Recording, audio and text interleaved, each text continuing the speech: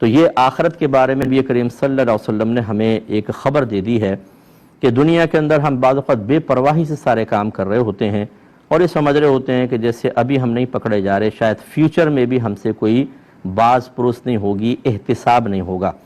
حالانکہ آپ کے نبی کریم صلی اللہ علیہ وسلم نے غیبی خبر دیتے ہوئے ارشاد فرمایا کہ برود قیامت احتساب کے لیے انسان تیار رہے۔ سب سے پہلے حکمران طبقے کی باری آئے گی، اسی لیے خلفائے راشدین حاکم بننے کے بعد انتہائی پریشانی کا شکار رہے، ڈپریشن کے شکار رہے، اس لیے نہیں کہ وہ حکومت نہیں چلا سکتے تھے۔ تقریباً 2.25 سال 2.5 سال حضرت ابوبکر صدیق رضی اللہ تعالیٰ عنہ کی بہترین حکومت، پھر 10 سال حضرت عمر فاروق رضی اللہ تعالیٰ عنہ نے پوری دنیا میں نظام عدل قائم کر دیا، اور آج برطانیہ کے قانون کو عمر لاء کہا جاتا ہے کیونکہ انہوں نے اسٹڈی کی ہے خاص طور پر 10 سالہ دور حکومت کی جو حضرت عمر فاروق رضی اللہ تعالیٰ عنہ نے جس انداز سے کیا، اور انہوں نے اکثر چیزیں ان کو اپنائیں اور ان کو برکات حاصل ہوئیں۔ لیکن وہ کیوں ڈپریشن کا شکار تھے کہ ہم سے آخرت میں کوسچن ہوگا۔ حضرت عمر فاروق رضی اللہ تعالیٰ عنہ فرمایا کرتے تھے کہ نہر فرات کے کنارے کتا بھی پیاسا یہ بھوکا سو گیا تو عمر سے برود قیامت اس کے بارے میں سوال کیا جائے گا۔ اس سے آپ اندازہ کریں کہ جو حکمران طبقہ ہوتا ہے جس کو دیکھ کر ہم اس کے پروٹوکول کے دیکھ کر، ان کی بظاہر عزت کو دیکھ کر، ان کے غیر ملکی دوروں کو دیکھ کر رشک میں مبتلا ہوتے ہیں، تو یہ ظاہری طور پہ تو رشک ہے، لیکن حقیقتاً ایک سمجھدار آدمی جو ہے وہ تو اللہ تعالیٰ کا شکر ادا کرے گا کہ میں حکمرانی میں نہیں ہوں۔ آج کل کے دور کے جو معاملات ہیں کہ اس میں انسان چاہتے نہ چاہتے بہت سارے غیر قانونی اور بہت سارے ایسے معاملات میں مبتلا ہو جاتا ہے کہ جس کے اثرات جتنے اس کے ماتحت ہیں ان سب کو برداشت کرنے پڑتے ہیں، کسی کو کم، کسی کو زیادہ اور کسی کو بہت ہی زیادہ۔ عمومی طور پہ جو غریب طبقہ ہوتا ہے وہ پستا ہے۔ تو یہ سب برود قیامت حکمران اس طرف کھڑا ہوگا اور اس کی رعایا کو سامنے کھڑا کیا جائے گا۔ یہاں پہ دور حکومت ہمارے جو آج کل کے قانون کے اعتبار سے 5 سال، وہ بھی کبھی پورے ہوتے ہیں کبھی نہیں ہوتے ہیں، 5 سالہ عیش، اور اس کے بعد پھر یہ کروڑوں لوگوں کا مطالبہ ہوگا، کروڑوں، جتنوں کو تکلیف اور اذیت پہنچی مس مینجمنٹ کی بنا پر یا کرپشن کی بنا پر یا اس شخص کے غلط رویوں کی بنا پر، غلط پالیسیز کی بنا پر، یہ سارے کا سارا احتساب ہے۔ اتنا خطرناک احتساب ہے، اس لیے امام اعظم ابو حنیفہ رضی اللہ تعالیٰ عنہ نے عہدہ قضا لینے سے منع کر دیا تھا۔ قاضی بنا رہا تھا خلیفہ، اور بڑی تنخواہ ہوتی، بڑی مراعات ہوتی اس زمانے میں، منع فرما دیا۔ یہ اگرچہ حکمرانی نہیں تھی لیکن بہرحال آپ کو ایک منصب ملنا تھا اور آپ کو لوگوں کے درمیان فیصلہ کرنا تھا، اور یہ ہو سکتا تھا کہ جب آدمی کوئی خلیفہ اگر ٹھیک نہ ہو وہ قاضی بناتا تھا تو اپنے فیصلے مسلط کرتا تھا، یعنی اس قاضی سمجھ لیں جج اس زمانے کا، کہ اس کے حق میں فیصلہ کر دو، اس کو پھنسا دو، اس کو یہ کر دو وہ کر دو۔ امام اعظم نے اسی لیے منع کیا اور آپ کو اس کے بدلے میں جیل میں ڈالا گیا اور آپ کو کوڑے تک مارے گئے۔ وقت کا اتنا بڑا امام اور ان کے سوانح حیات میں موجود ہے، لیکن آپ نے قبول نہیں کیا۔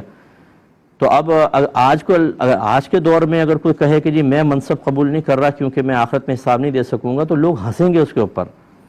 ہم تو جب کیونکہ حکمران کی شان ہوتی ہے، فوجی سلام کر رہے ہوتے ہیں، پولیس والے لائن سے کھڑے ہوتے ہیں، دوڑیں لگ رہی ہوتی ہیں لوگوں کی، روڈ بلاک کر دیے جاتے ہیں، جب قافلہ صاحب کا نکلتا ہے پروٹوکول تو آدمی بڑا خوش ہوتا ہے، لیکن ان قریب مرنا ہے، اور مرنے کے بعد آپ کے نبی نے فرمایا برود قیامت سوال کیا جائے گا، ایک ایک آدمی آگے آئے گا اور سوال بہت، اللہ تعالیٰ بس کسی پر رحم فرمائے تو کوئی بچ سکے، ورنہ بظاہر بچنے کے امکانات غیر عادل شخص کے اور خراب حکومت کرنے والے کے نظر نہیں آتے ہیں۔ اللہ تعالیٰ بہرحال حفاظت فرمائے اور سب کو شعور عطا فرمائے۔ تو یہ ایک ایسا پھندا ہے جس سے گلے میں گر گیا تو پھر وہ کھلتا نہیں ہے، وہ کستا چلا جاتا ہے حتیٰ کہ دم گھونٹ کے مار دیتا ہے۔ اللہ تعالیٰ ہمیں بس اس حساب و کتاب سے سرخرو فرمائے۔ پھر سرکار نے تفصیل بیان فرمائی کہ حاکم اپنی رعایا پر نگہبان ہے، اس سے اس کے رعایا کے بارے میں کویسچن ہوگا۔ اس پر ہم نے کلام کر چکے ہیں کہ حکماء جتنے بھی ہوتے ہیں، جتنے لیڈرز ہوتے ہیں جن کو حکومت ملتی ہے، ان سے رعایا کے بارے میں کویسچن ہوگا۔ اگر ان کی مس مینجمنٹ کی وجہ سے، غلط پالیسیز کی بنا پر یا خیانتوں کی بنا پر عوام دکھ میں مبتلا ہوئی، پریشانیوں میں مبتلا ہوئی، یا گناہ عام ہوتے چلے گئے، اگر عزت والوں کو، دینداروں کو ذلیل کیا جاتا رہا، یہ سب کا حساب و کتاب وہ حکمران دے گا، اور جو بھی ہوں گے حکومت کے اندر وہ سب کے سب کھڑے ہوں گے پوری عوام سامنے۔ اب آپ اندازہ کریں، مجھے تو نہیں لگتا کہ جو قوم اتنے تکلیفیں برداشت کرتی رہی ہو وہ کسی کو چھوڑے گی۔